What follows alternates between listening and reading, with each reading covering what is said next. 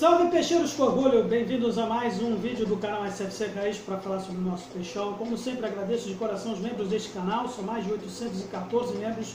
Muito obrigado pela atenção e pelo apoio. Se você está vendo pela primeira vez, desta força também, acione o botão de inscrito para os futuros vídeos de análise de vlogs próximos, ok? Esta é uma crônica para falar de mais uma patética atuação peixeira fora de casa, desta vez contra uma das piores equipes do brasileiro, contra o todo poderosíssimo Avaí. Porém, eu vou começar de uma forma diferente, até para ficar com a adrenalina um pouquinho mais baixa, para não dar dor de cabeça depois de ter visto essa atuação horrível do nosso peixe.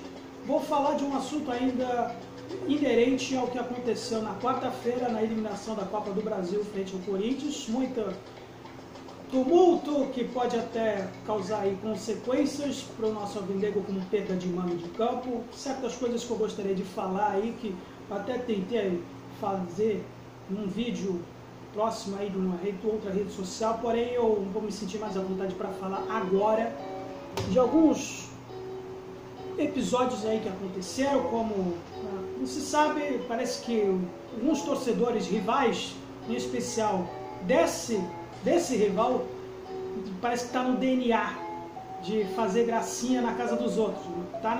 Não é à toa que são chamados de gracinha. Parece que é algo que eles gostam, sentem o prazer de fazer isso.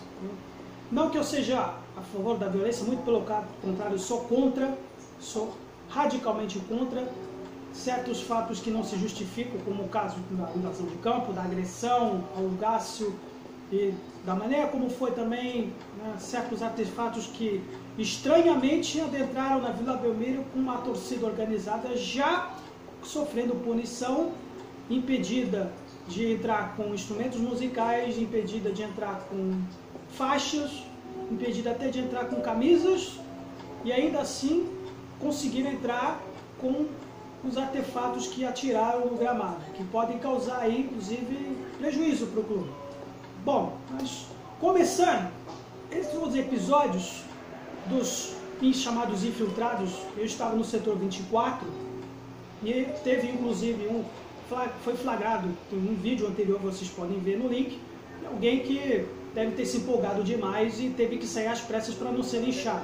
Isso que aconteceu com ele, tomara que não tenha acontecido, mas houveram outros focos envolvendo certos torcedores do time rival. Por exemplo, o cidadão do Corinthians Mil Grau, o youtuber, né, parece que apareceu lá de novo.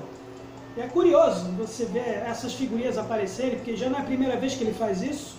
Já tinha aparecido, parece, uns 5, 7 anos atrás. Tem vlog dele a respeito de um jogo. Parece que fez isso de novo. Estava no camarote reservado aos familiares dos atletas. Impressionante que mesmo assim, o caso citado da vovó do Santos, uma das personagens da torcida, que foi impedida de entrar com cartaz no jogo contra o Atlético Goianiense, e certas figuras que nem são torcedores do Santos conseguem entrar. É um mistério para ser envolvido. Entretanto, teve o caso de um professor de educação física, postado aí também, viralizou nas redes sociais, que admitiu ser torcedor do time rival e parece que foi, digamos, caguetado por uma nobre vereadora que estava lá como torcedora do Santos, né, com camisa personalizada de torcedor uniformizada, e reclamou muito, ficou indignado com a postura da senhorita que estava lá, talvez pela atitude dela, como torcedora e não como edil, como vereadora. Embora não tenha sido, talvez, pessoalmente, como uma figura pública que é, ético da parte dela, e vindo alguém que chegou a ser, inclusive, chefe do Conselho Tutelar de Praia Grande, e que envolveu, inclusive, uma criança que estava com esse rapaz.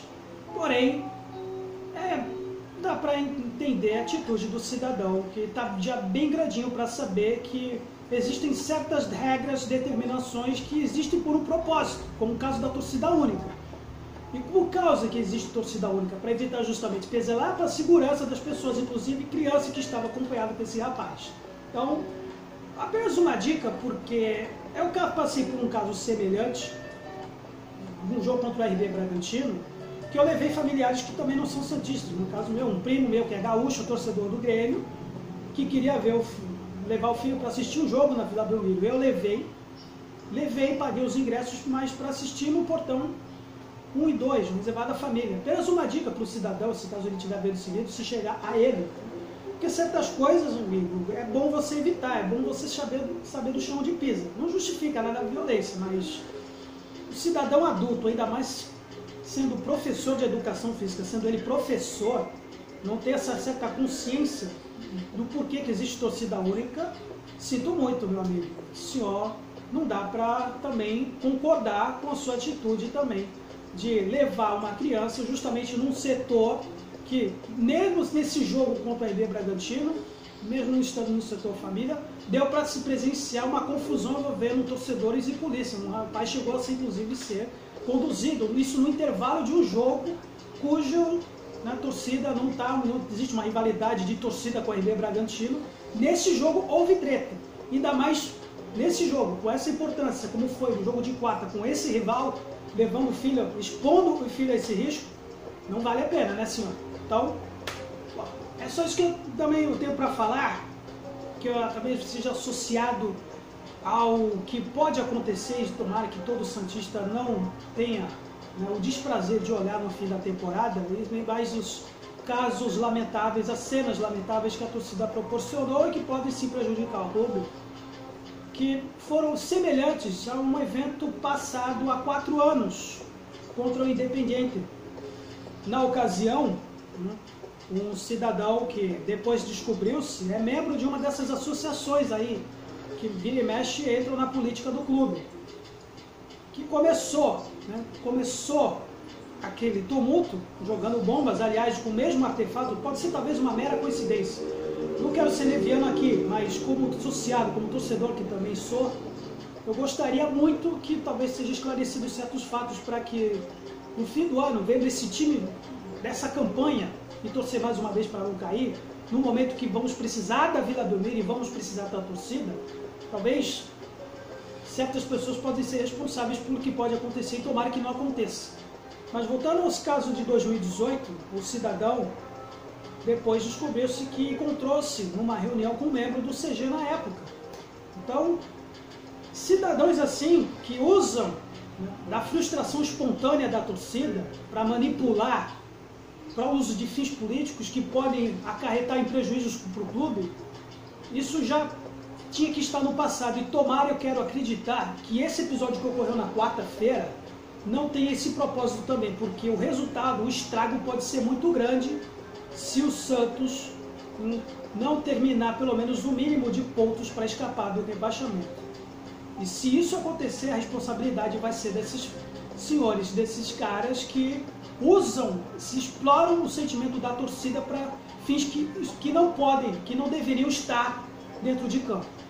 Mas muito bem, falando agora, mais uma vez, agora, essa mais uma atuação ridícula que o Santos proporcionou nessa derrota frente ao Avaí, vendo o Zanocelo comemorando um lance, fazendo um pênalti claro, na santa ingenuidade dele, prova que eu estou infelizmente errado.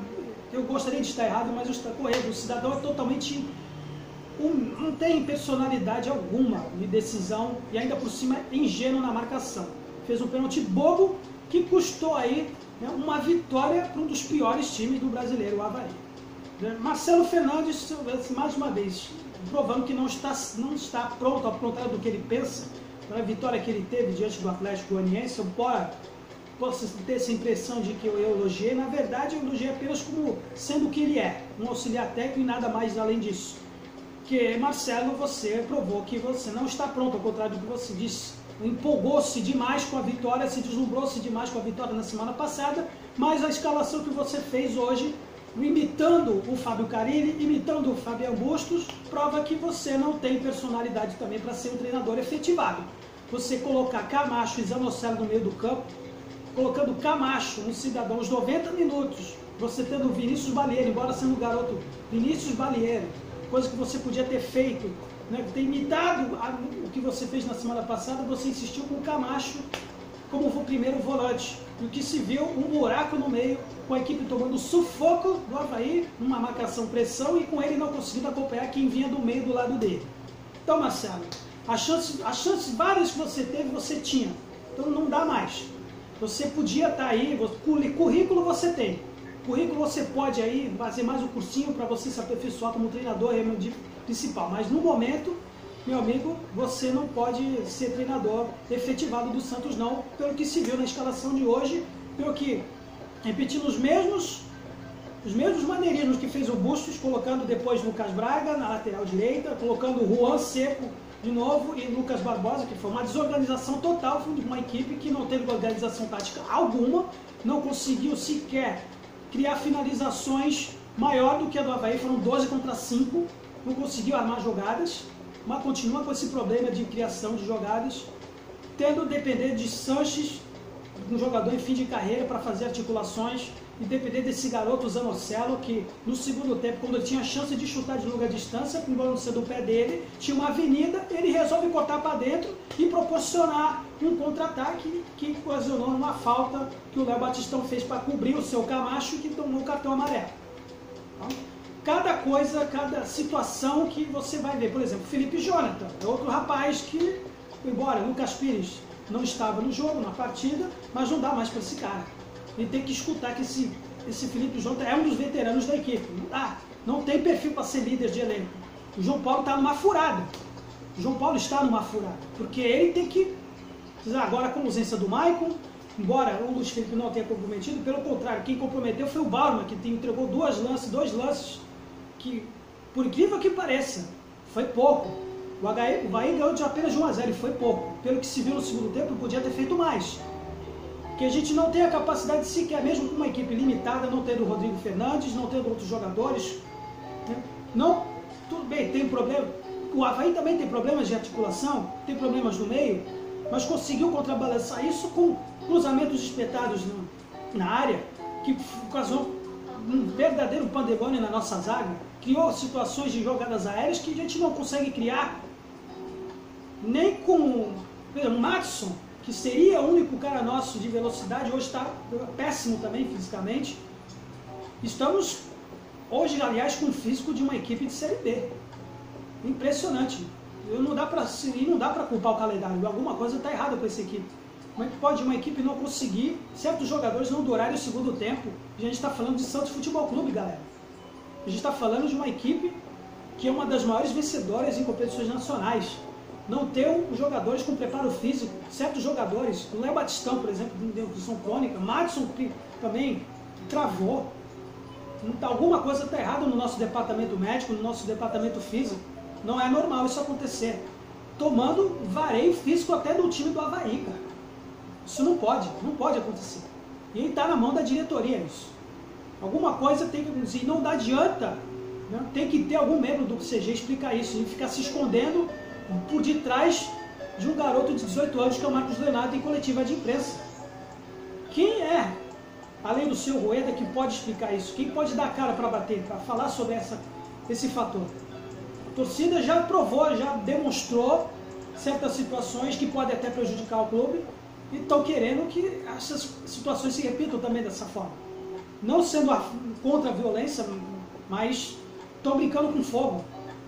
Estamos com um comitê de gestão que já é representado por um presidente que já disse que não entende nada de futebol. E também tem outros membros que também parece que não entendem. Não querem entender. Porque nenhum deles se apresenta no momento de uma situação dessa e deixa os jogadores aí ao relento. É algo que agora a gente vai torcer para minimizar os danos, torcer para que, o que parece, terminar o primeiro turno, vamos ter jogos contra Botafogo em Fortaleza, para que seja anunciado um novo treinador, que é o que parece que a diretoria quer, né? Levar em banho-maria para ver o que a gente pode fazer para melhorar, porque no segundo turno o bicho vai pegar se continuar dessa maneira. Galera, desculpa eu talvez tenha me alargado em um assunto aí que fugiu aí dessa crônica, mas eu tinha que falar sobre isso, porque de uma maneira geral é uma satisfação que grande parte da torcida está sentindo nesse momento. É impressionante que a gente não consegue certos lances de fundamento e dentro de campo que a gente, né, contra equipes que estão lutando para não cair. E, embora essa colocação que o Santos agora caindo de novo colocado é enganosa, porque pode cair mais. Bom, galera, desculpa talvez desabafo qualquer coisa, mas dê sugestões de críticas, comente na seção de comentários, concordando e discordando para fortalecer o canal. E até a próxima, Santos sempre Santos. Valeu!